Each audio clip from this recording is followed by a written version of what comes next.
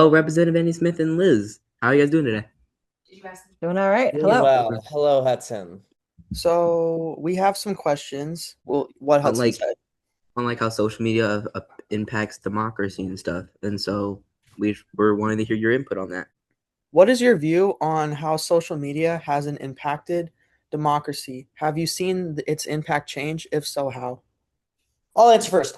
So I think social media absolutely has impacted democracy. I think primarily because today, the way that the vast majority of voters who are voting in an election make their decision based on information that they get on social media.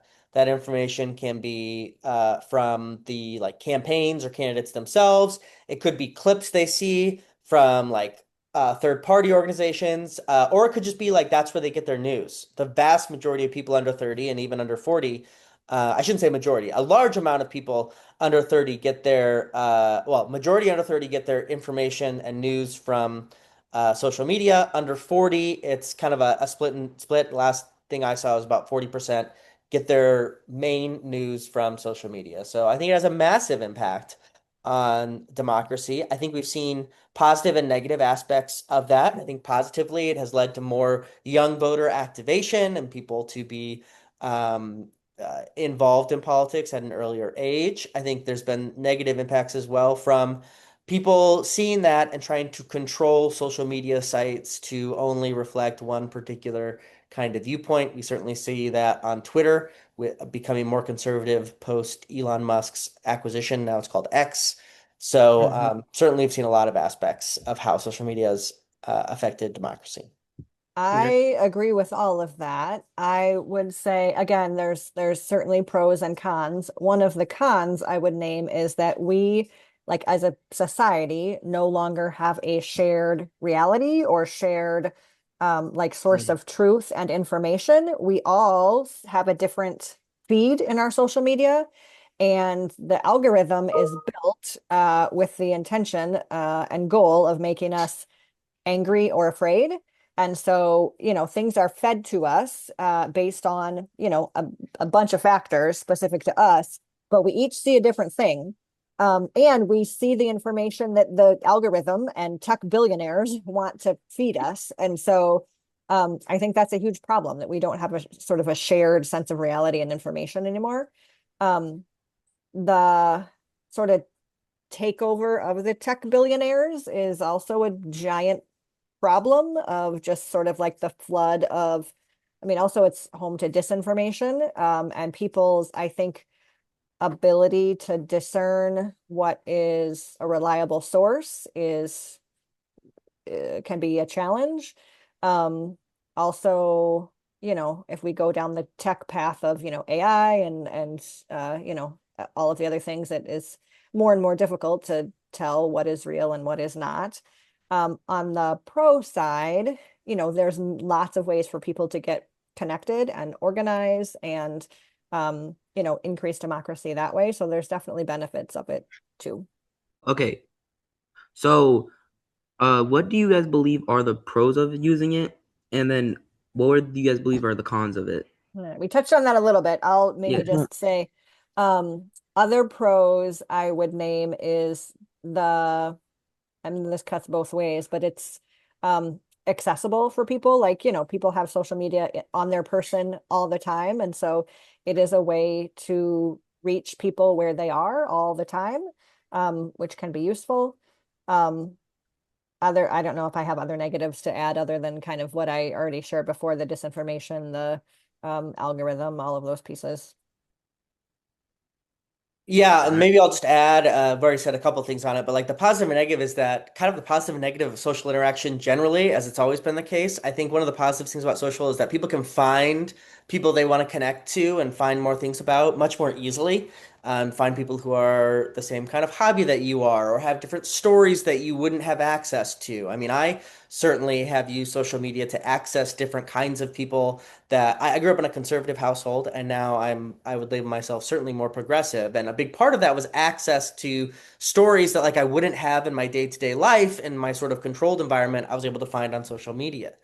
The negative side of it, I think, is also kind of a byproduct of that is that you can get too ingrained in sort of certain communities and actually become radicalized in extreme paths much more easily than you can in the real world, so to speak.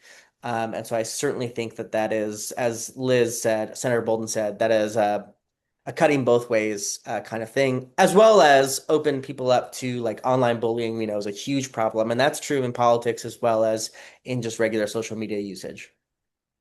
Maybe I'll Um, just, that sparked another thought for me of a con is, and this isn't, I mean, I guess it is social media. It's, people feel much more bold online on social media to say things that they maybe wouldn't say to somebody's face in person. And I think it has um, deteriorated our sort of the way we relate to each other.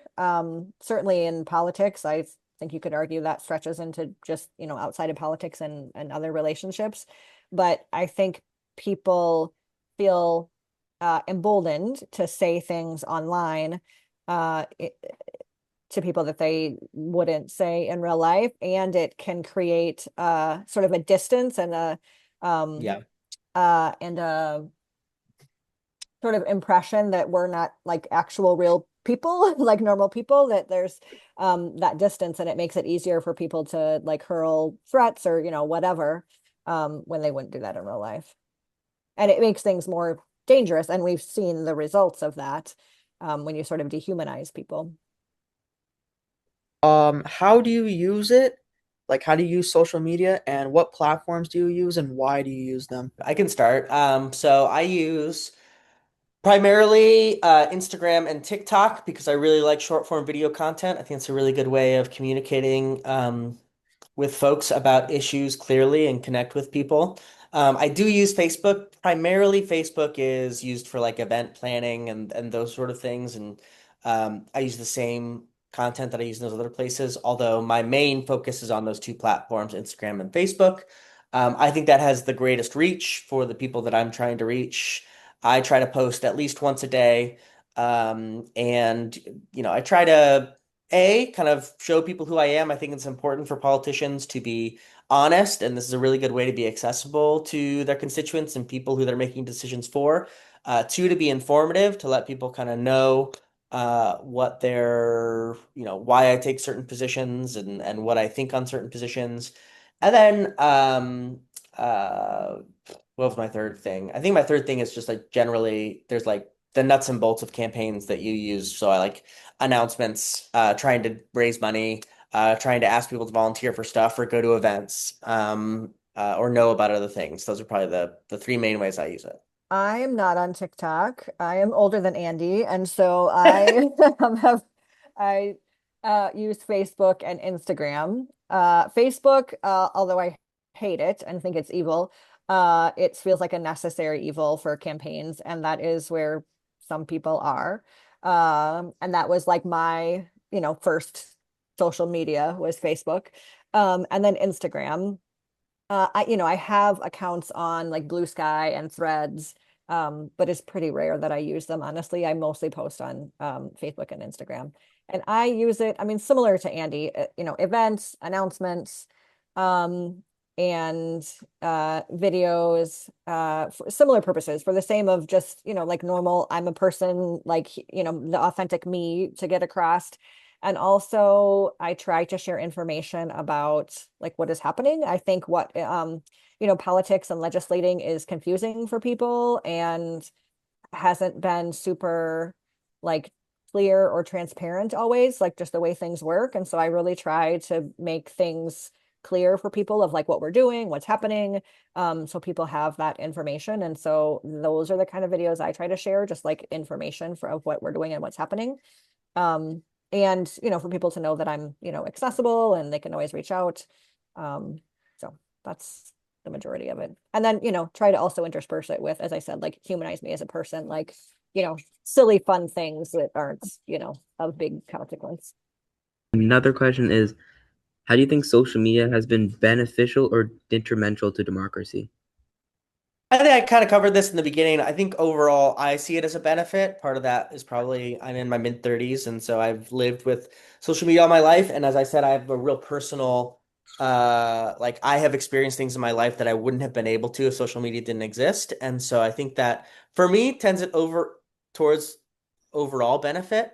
Um, but that certainly, I do think it has negative consequences as well. I would just tilt it slightly in the positive, but get back to me in 5 years, I guess. We'll see.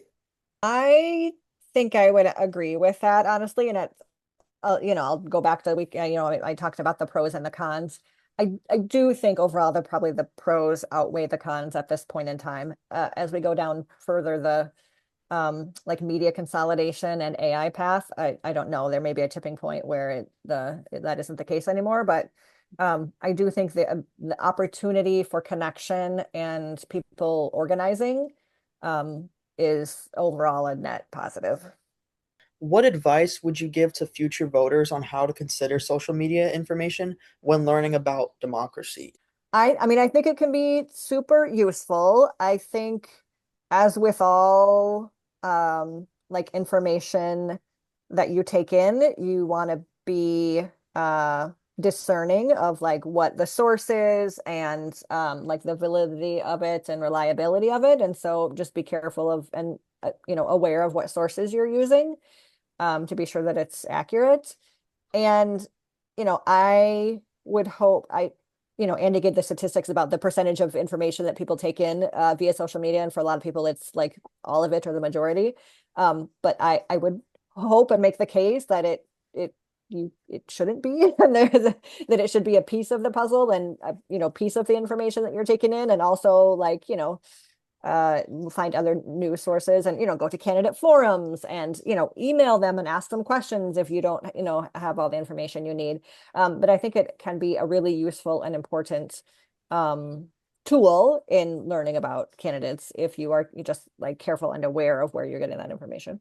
Yeah, I mean, part of that and kind of how I would coalesce that is that like your timeline or news feed or your For You recommendation like is not the real world. It's a small sliver of the world that you're getting fed to by a particular algorithm and a particular company that owns that algorithm.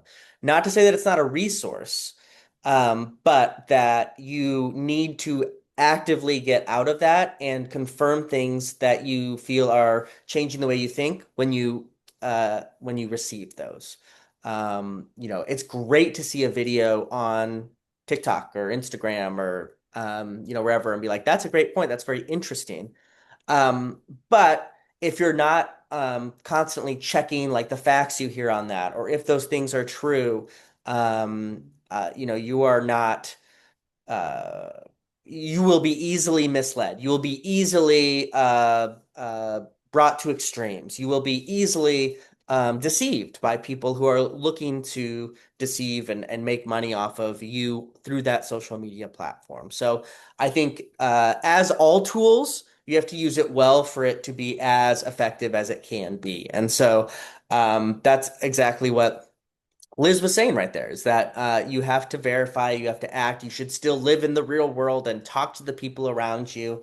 And it should not be your only reality, and you should not take it without thoughtful consumption.